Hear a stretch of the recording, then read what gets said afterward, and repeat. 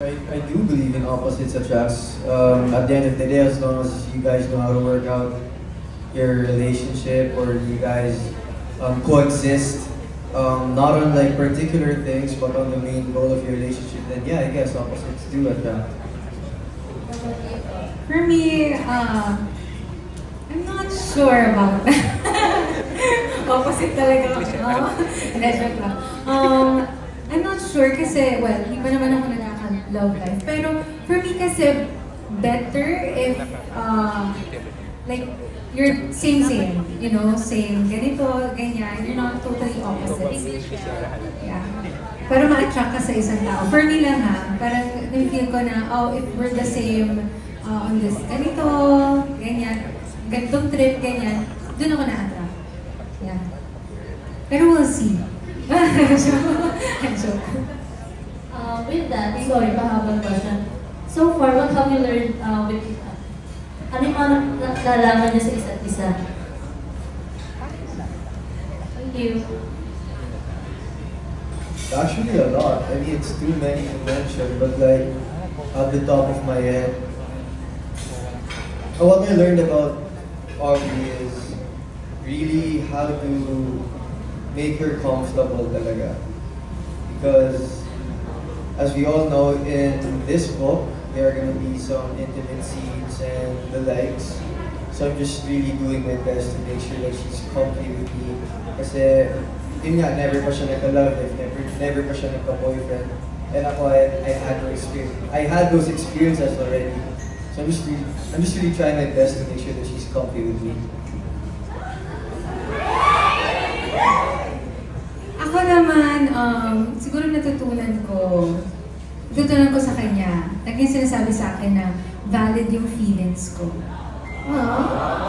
Hindi kasi ako yung tao na, Hindi ako yung tao na, well, kakashare ko lang to with you guys. Hindi ako ma-share with my problems, with anything, with my feelings. Kasi nahihiya ako. Nahihiya ako na, kunwari sa problems ko, I don't want to be a burden, you know, to my friends. Ano pa, like, alam ko kasi, parang gusto ko lang kasi magbigay lagi ng happiness to everyone. Kahit na I'm struggling, I'm always smiling, I'm always laughing, pero I'm really struggling. Ayun, so natutunan ko na parang valid yung feelings ko, lahat ay pwede kong sabihin sa kanya, if I'm mad at him, naiinis ako, ganun, valid yun, tinatanggap niya yun. Ayan, yan na. Thank you, Angelica. Thank you. Just for fun.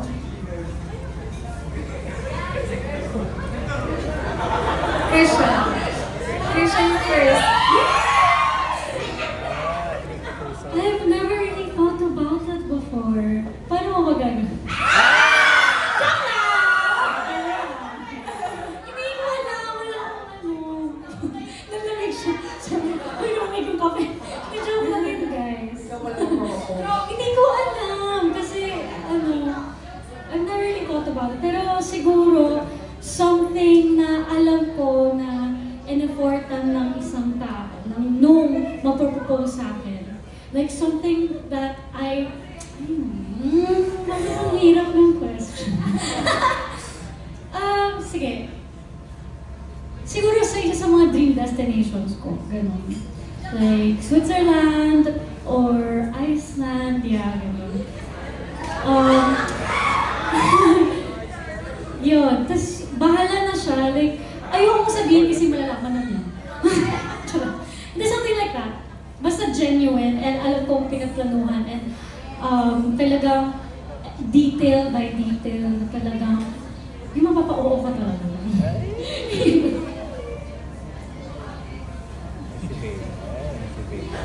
Ako po, syempre, something intimate and sincere. Nararamdam mo talaga yung sincerity ng tao. And for me, it's not about the grandness. Pero siguro iba pa rin yung feeling kapag pinag-effortan. And that feels intimate and sincere. I think yun yung pinaka-importante, Tita Tony. Na ramdam mo talaga yung gustong sabihin nung Opo. Thank you po.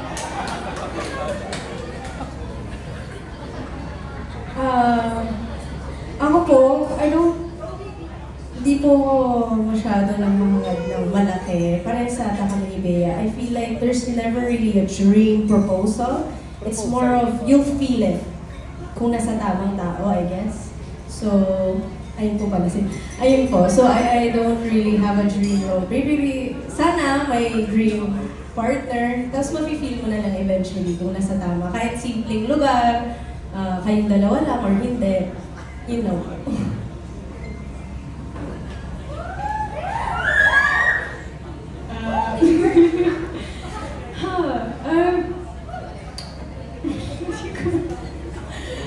Wait, how do I answer this?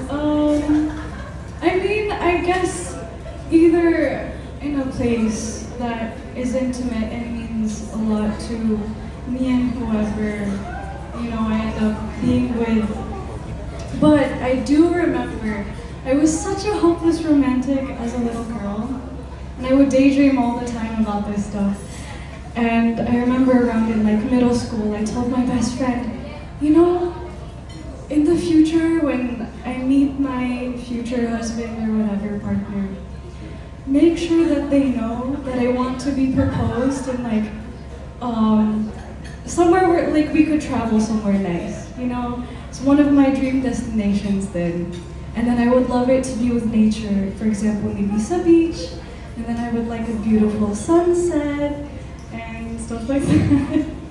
But yeah, basta it means something, it's intimate, it's genuine, it's not just very materialistic. Ay, hirapan ako magawak dito. Mahal, ikwento mo na sa kanila paano. Hindi ka na ba? Tapos na? Tapos na. Sunod lang. Pero,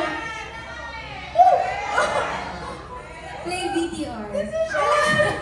Decision. Ako anywhere naman. Kahit nga sa tapat ng Thai restaurant, okay lang. Pero, hindi natin ibibigay kay Mark yung mic. Pero, ang dream, Ganito kasi yan. May nangyari kasi kaya na-mention niya sa Thai restaurant. Just trust me, man. Trust me.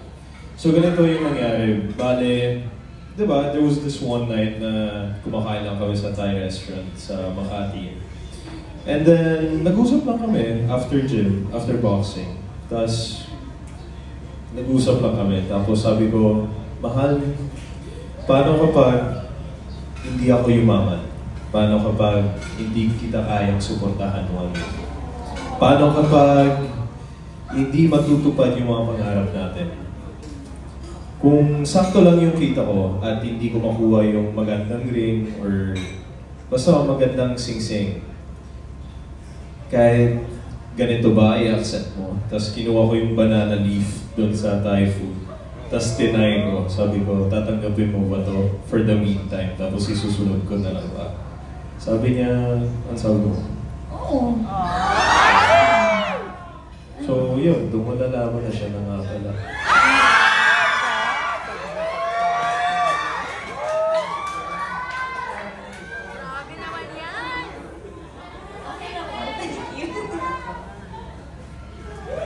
Ang hirap sundan. Hindi ako, siguro same with Haya, specific na lang. Dream ko talaga kasi gusto ko yung mga overlooking view. So parang kung if ever doon man, sana doon. Kasi unexpected eh. Kunwari, pumunta ka sa overlooking view, hindi mo naman expect na magpo-propose yung isang tao doon. So, ayun. Yun pa lang, dream lang naman siya, pero baka magbago in the future. Thank you. Akin siguro something genuine, intimate, and sincere. And, ayun, yun no.